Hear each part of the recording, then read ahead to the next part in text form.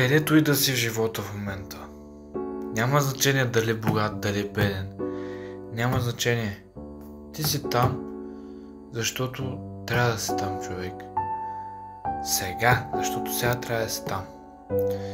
И реално погледното това е решение на Бог. И така той е казал и така трябва да стане. За да можеш да научиш нещо от дадения момент сега и да го вземеш със себе си, да имаш знание, нали, да имаш тайното нещо.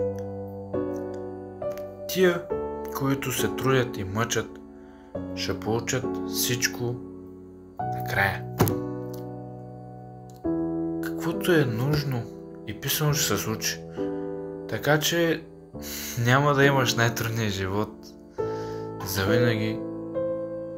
Каквото си заслужил, това ще получиш. Така че действай, живота е пред теб.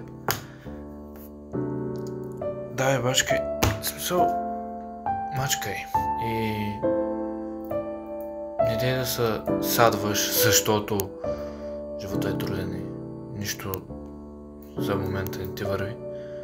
Така трябва да се случи, за да разбереш нещо, промениш, научиш, направиш.